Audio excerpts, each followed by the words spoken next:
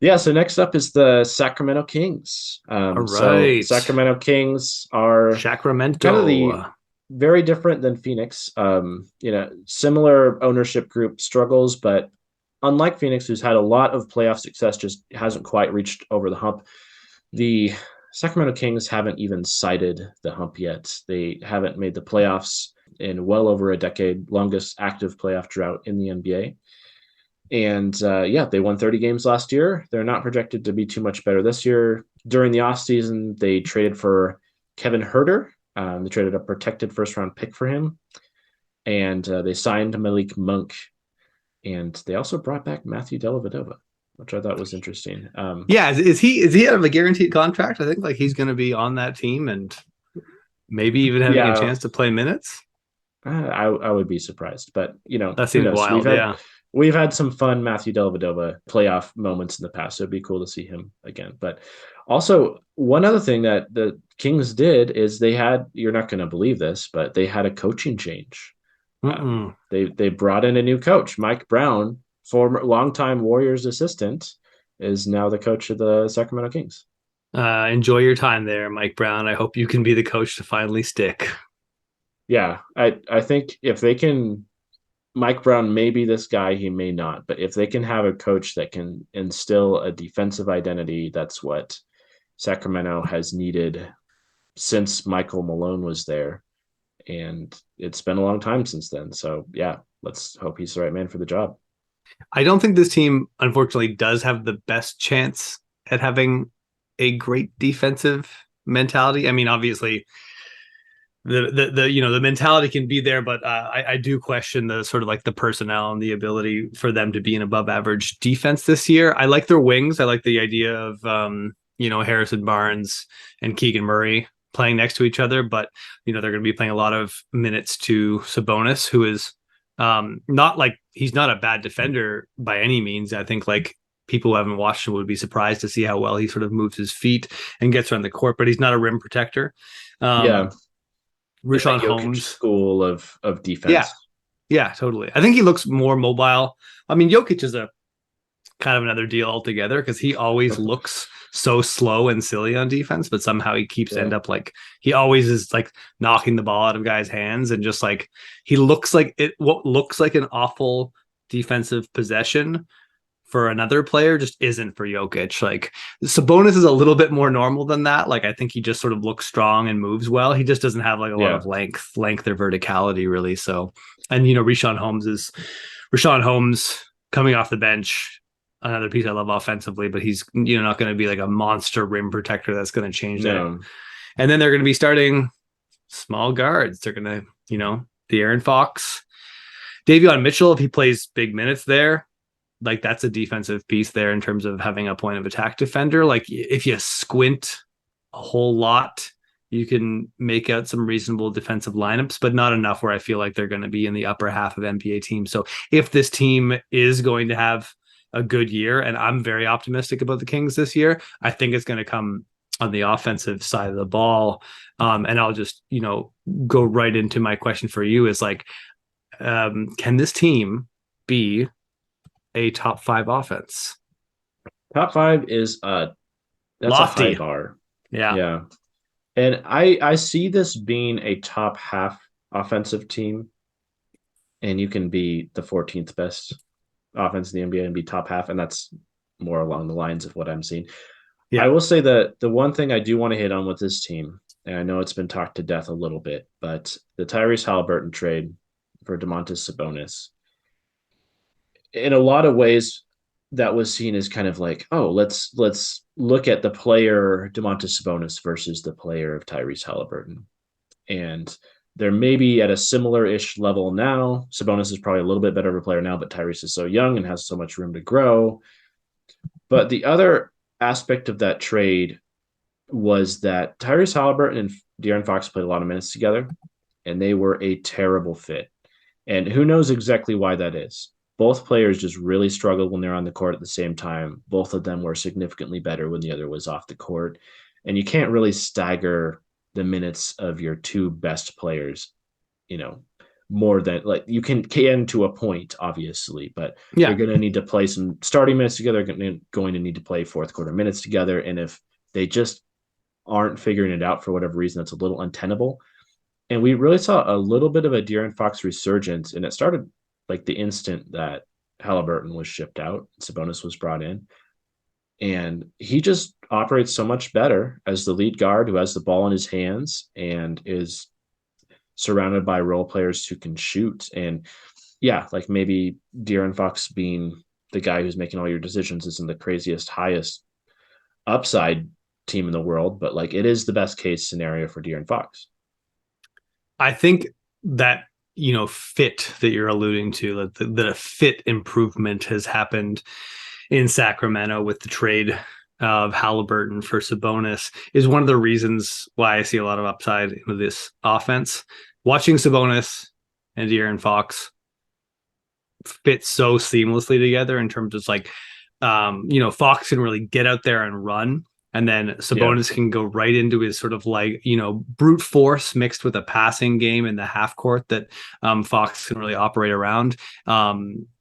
It leaves a lot of room for Harrison Barnes to do his sort of like isoing, like complementary post up thing, as well as like, take some catch and shoot possessions. And then you put Keegan Murray into this, who for, if anyone's familiar with his game, he's just a guy that kind of makes offense out of nothing. He doesn't like, you don't really need to, I mean, not that like he played in a team in college where they were giving him the ball all the time and he was doing stuff with it. But like, you see him just like, he can kind of just catch the ball out of a broken play and all of a sudden he just kind of puts it in the bucket. He slides into open spaces on offense, and there's enough passing on this Sacramento team that I just think like he's going to turn a lot of that passing into just like a really easy offense. So I can see Keegan Murray as a rookie just, averaging 15 to 17 points per game without having like much of a play ever run for him, sort of thing, just kind of floating around, cutting, finding those garbage buckets for them and allowing the three other sort of established offensive pieces on the team to like execute the full breadth of their abilities, sort of thing. So when I look at this team, I just see a starting lineup that fits really well together. I see Holmes coming in as this rim runner and being another piece that like fits in a bunch of like lineup combinations. I think the bench I think Kevin Herter is another guy is going to grease the wheels on offense, just like with his shooting, and he's got a little bit of sort of secondary playmaking to his game kind of thing. Malik Monk is a fiery jump shooter, best jump shooter on the Lakers last year. huge distinction by default, but yes. Yeah. And Terrence Davis is actually a guy who can mix it up, has a little bit of rim pressure and pull up game. So I see a lot of offensive weapons, and I see a lot of offensive weapons that fit together. So I think the ultimate upside of Sacramento, because I do think they're going to be a bad defensive team, is being one of those teams that just sneakily just kind of has a bit of an elite offense. Maybe not quite to the extent of Atlanta last year, where they were struggling to even make the playoffs, but sneakily with the top two offense in the NBA. I think Sacramento has a chance to kind of flirt with being that type of team where they're getting into the top 10 on offense and, trying to crawl out of the bottom 10 on defense. And I think that's their path to 40 wins or whatever their summer league fans were chanting after some summer league success. Yeah. I believe in Sacramento getting to 40 wins that year. That is my bold prediction of this podcast is 40 wins at least for the Sacramento Kings. Yeah, you're a believer. Yeah, they're in that awkward spot where their guards probably aren't going to be great defensively. I guess depending on how much Davion Mitchell plays and if he can be a really impactful defender in the NBA, like he certainly has like the athleticism, the effort. The only thing I worry about him is just his size. He's so small. Size can be a detriment no matter how good and active you are on defense, as we've seen with Patrick Beverley trying to guard larger players. Sometimes it works and sometimes he gets posted up a lot.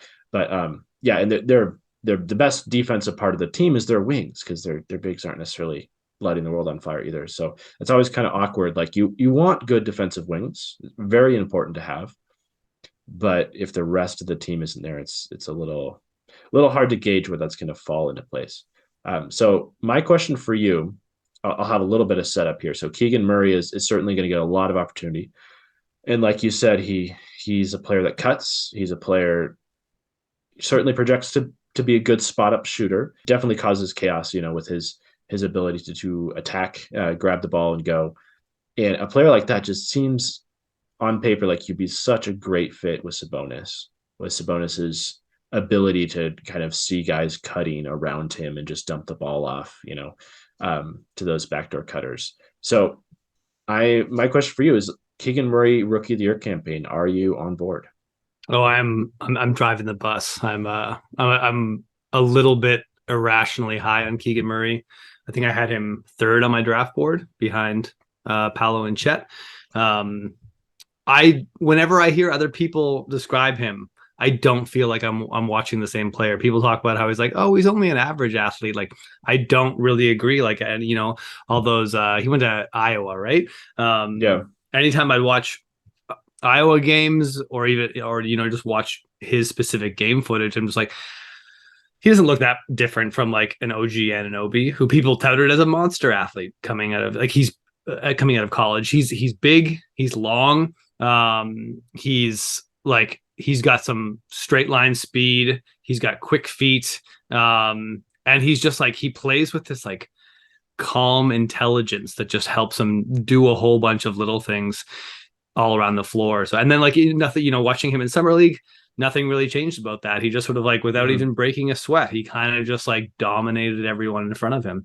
He is just kind of good at everything in terms of scoring the basketball. Like he's a decent outside shooter. He's an excellent finisher, excellent cutter, just the kind of player you can just throw into an offense and he's going to just boost or amplify what your other stars are doing, I think, without, taking anything off the table. So I'm big on Murray.